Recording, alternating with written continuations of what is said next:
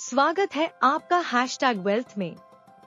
आज हम बात करेंगे कुछ इम्पोर्टेंट और अंडररेटेड फाइनेंशियल मेट्रिक्स की, जो आपको किसी भी स्टॉक की एक्चुअल वैल्यू और रिस्क को समझने में हेल्प करेंगे।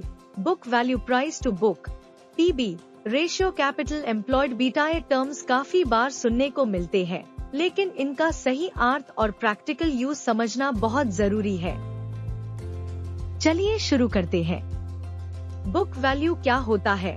बुक वैल्यू का मतलब है कंपनी का नेटवर्थ, यानी अगर आज कंपनी बैन हो जाए और सारी एसेट्स बेच दी जाए और लायबिलिटीज चुका दी जाए, तो जो पैसा बचेगा वही है book value. Formula book value: total assets, total liabilities. Book value share holder के लिए एक सेफ्टी कुशन जैसा काम करता है। अगर मार्केट में स्टॉक प्राइस गिर भी जाए, लेकिन अगर कंपनी की बुक वैल्यू स्ट्रॉन्ग है, तो रिकवरी का चांस ज्यादा होता है।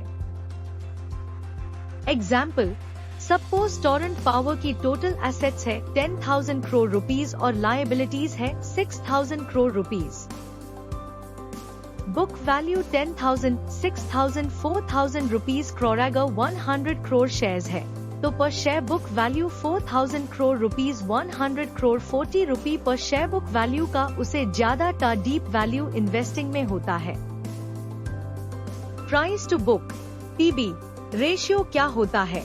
ये रेशियो बताता है कि मार्केट कंपनी के बुक वैल्यू के कंपैरिजन में कितनी वैल्यू दे रहा है। Formula PB ratio: market price per share, book value per share.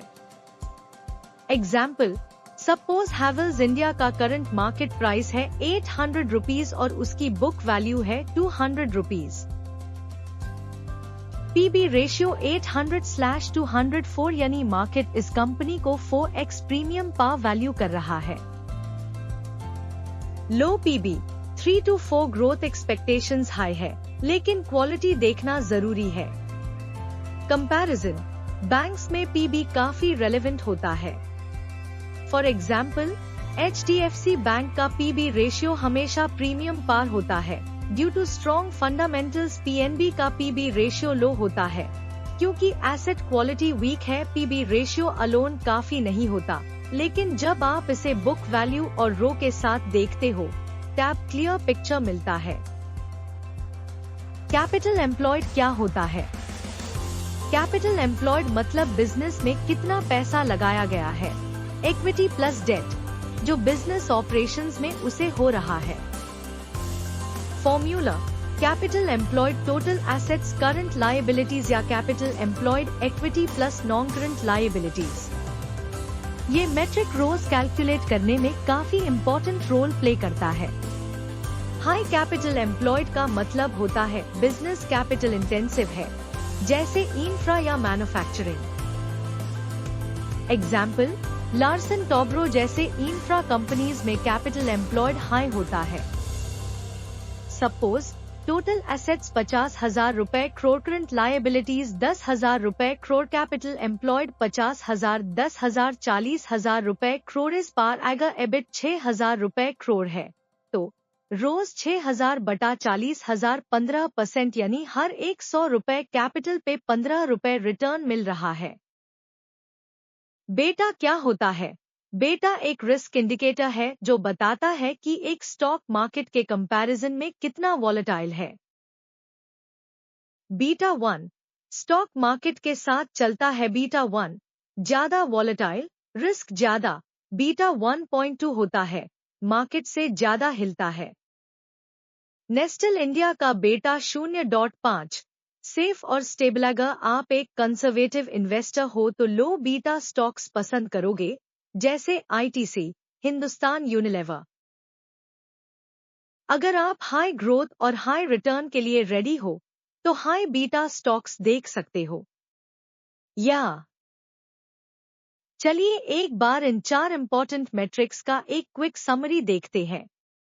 Book value बताता है कि किसी कंपनी के पास कितने असली एसेट्स बचे हैं लायबिलिटीज के बाद जब मार्केट क्रैश होता है, तो ये मेट्रिक काफी वैल्यूएबल हो जाता है। Example: Torrent Power price to book ratio बताता है कि मार्केट एक्चुअल वैल्यू के म्यूकेबल में स्टॉक को कितना ज्यादा या कम प्राइस दे रहा है। बैंकिंग स्टॉक्स जैसे HDFC बैंक और PNB का कंपैरिजन इसके लिए परफेक्ट एग्जाम्पल है।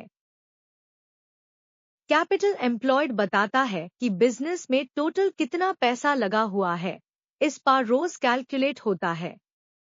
जैसे LT जैसे इंफ्रा कंपनीज के लिए ये काफी इम्पोर्टेंट होता है।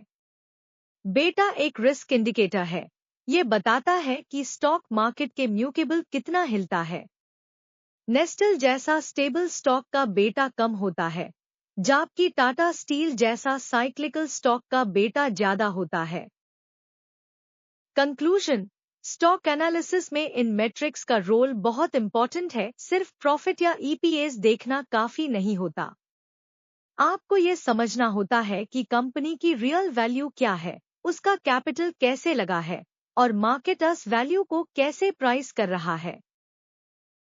बुक वैल्यू और PB आपको वैल्यूएशन समझाते हैं। कैपिटल एम्प्लॉयड आपको एफिशिएंसी दिखता है। बीटा आपको रिस्क समझाता है। अगर आप ये 4 मैट्रिक्स समझ गए तो आप किसी भी स्टॉक को लॉजिकली इवैल्यूएट कर सकते हो। अगर वीडियो पसंद आया हो तो लाइक, शेयर और सब्सक्राइब जरूर करें। नीश कमेंट करके बताएं कि नेक्स्ट वीडियो कौन सा टॉपिक पे चाहिए। डिस्क्लेमर, ये वीडियो सिर्फ एजुकेशनल पर्पस के लिए है। मेन SEBI रजिस्टर्ड एडवाइजर नहीं हूँ। कोई भी इन्वेस्टमेंट डिसीजन लेने से पहले अपने फाइनेंशियल एडवाइजर से सलाह लेना जरूरी है।